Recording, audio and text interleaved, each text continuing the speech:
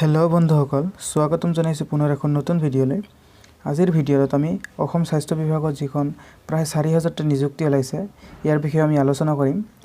তো DHS ইয়াতে আছে 2720টা আৰু DME 962, DHSFW য'ত 207টা আৰু আয়ুষ অসম 56 ইয়াতে আছে গ্ৰেড 3 আৰু গ্ৰেড 4 পদসমূহ যাৰ কাৰণে আপোনালোকৰ অষ্টম শ্ৰেণীৰ পৰা আৰম্ভ কৰি গ্ৰেজুৱেট পাছলৈকে অসমৰ সকলো নিবনুৱা ইয়াতে এপ্লাই কৰিব পাৰিব।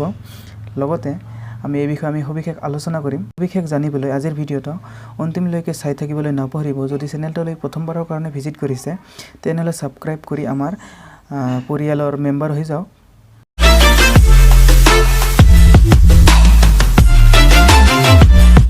ডাইৰেক্টৰেট অফ হেল্থ সাৰ্ভিস অসমৰ ফালৰ পৰা যেটো পোষ্ট যাৰ কাৰণে আপোনালোকৰ 8 পাস আৰু যেটো গ্ৰেড 3 পদসমূহ হয় তাৰ কাৰণে ডেসক্ৰিপচনত লিংক দিয়া আছে, তাৰ পৰা আপোনালোকৰ নোটিফিকেশনটো চাই পোষ্ট হৈছে আপোনালোকৰ গ্ৰেড 3 ৰ কোৱালিফিকেশন খুজিছে যেটো আপোনালোকে চাই দিও। বহুত কেইটা পোষ্ট আছে, 36টা পোষ্ট আছে। 36টা পদৰ আপোনালোকৰ টোটাল 1528টা তাতে ভ্যাকেন্সি আছে। তো আপোনালোকে ডেসক্ৰিপচনৰ পৰা তাতে লিংকটো চাই ল'ব। নেক্সট আমি যেটো গ্ৰেড 4 ৰ পোষ্ট কেইটা আছে এই বিষয়ে অলপ আলোচনা কৰিম। আপোনালোকৰ লাগিব যেটো ইলেক্ট্ৰিক হেল্পাৰ আৰু ল্যাবৰেটৰী এটেন্ডেন্ট লগতে যেটো OT এটেন্ডেন্ট এই কেইটাৰ কাৰণে আপোনালোকৰ এই ফিল্ডত আপোনালোকৰ এক্সপেৰিয়েন্স লাগিব। বাকি এই গোটেই কেইটা পোষ্টৰ কাৰণে আপোনালোকৰ কোনো ধৰণৰ এক্সপেৰিয়েন্স নালাগে, 8 পাস হ'লে আপোনালোকে এই টোটাল 1100 যেটো 92টা পোষ্ট আছে গ্ৰেড 4 এই গোটেই কেইটাত আপোনালোকে আবেদন কৰিব পাৰিব। নেক্সট আমি দেখুৱাই আছো DME আসামত। নেক্সট যেটো আছে DME অসম, ইয়াৰ নোটিফিকেশনটো আপোনালোকে ডেসক্ৰিপচনত পাই যাব। ইয়াতে আপোনালোকে সুন্দৰকৈ চাব পাৰিব যেটো ৰিকোয়াৰ্ড কোয়ালিফিকেশন ইয়াতে লিখা আছে। তো এইটো আপোনালোকে ডেসক্ৰিপচনত পাই যাব। টোটাল ইয়াত পদ আছে 962টা। ইয়াত আপুনি অষ্টম শ্ৰেণীৰ পৰা আৰম্ভ কৰি গ্ৰেজুৱেট পাছলৈকে এপ্লাই কৰিব পাৰিব। ইয়াৰ কাৰণে যেটো আগত এপ্লাই লিংক আছে গোটেই এই 4টা পদ যেটো DME আসাম, DHS আসাম আৰু DHSFW আৰু আয়ুষ এই তিনিটাৰ কাৰণে এটা এপ্লাই কৰিলে আপোনালোকৰ হৈ যাব। তো যেটো আপোনালোকৰ লাষ্ট 3 নম্বৰটো আছিল 207টা পদ DHSFW, হেতু মই দেখাই দি আছো কেনেকৈ আপোনালোকৰ নোটিছটো। ইটো হল যেটো DHSFW ৰ পৰা নোটিফিকেশন ওলাইছে। ইয়াৰ কাৰণে আপোনালোকৰ যেটো ANM আৰু LDA ইয়াৰ কাৰণে আপোনালোকৰ মাষ্ট বি আপোনালোকৰ ট্ৰেইনিংছ পাছড হ'ব লাগিব আসাম গভৰ্ণমেণ্টৰ ফালৰ পৰা। আৰু যেটো LDA ৰ কাৰণে গ্ৰেজুৱেট 1 ইয়াৰৰ ডিপ্লোমা কম্পিউটাৰ থাকিব লাগিব।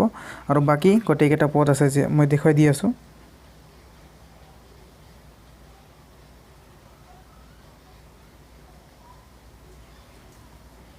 বাকি গ্ৰেড 4 ত যেটো আপোনালোকৰ 25টা পদ আছে ইয়াত আপোনালোকৰ 8 পাস হ'লে আপোনালোকে এপ্লাই কৰিব পাৰিব। নেক্সট মই দেখাই দিছো যেটো আয়ুষ অসমৰ হিটো নোটিফিকেশন। তো এইটো হল আপোনালোকৰ আয়ুষ অসমৰ ফালৰ পৰা যেটো নোটিফিকেশন ওলাইছে। তো ইয়াতে আপোনালোকে ইটোৰ নোটিফিকেশন আপোনালোকে ডেসক্ৰিপচন পাই যাব। যত আপোনালোকে ৰিকোয়াৰ ইয়াতে কোৱালিফিকেশন দিছে, ইয়াতে পোষ্ট ওয়াইজ দিছে, বহুত আছে। পৰতে বহুত লম্বা হৈ যাব, ভিডিওটো বহুত ডাঙৰ হৈ যাব।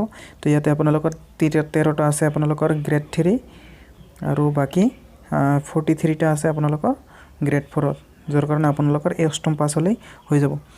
সবৰ কাৰণে এই এটা অনলাইন প্ৰসেস হ'ব, মানে এটা অনলাইনৰ যোগেদি আপোনালোকে গোটা 4টা বিভাগৰ যত আপুনি যোগ্য হয় তাত আপুনি এপ্লাই কৰিব পাৰিব। এপ্লাই লিংকটো ডেসক্ৰিপচনত দি দিম, যেটোৰ কাৰণে আপোনালোকে গোটেই কেইটা আপোনালোকে নোটিফিকেশন চাই আপোনালোকে এটা বহিত লিখি ল'ব কাৰণে আপোনালোকে যোগ্য।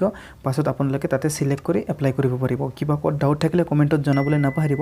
আশা কৰিলো আজিৰ ভিডিওটো ভাল লাগিছে। যদি ভাল লাগিছে তেনেহলে লাইক আৰু চেনেলটো যদি প্ৰথমবাৰৰ কাৰণে ভিজিট কৰিছে চেনেলটো সাবস্ক্ৰাইব কৰিবলৈ নাপাহৰিব। আজিৰ কাৰণে এইখিনি আছিল, ধন্যবাদ।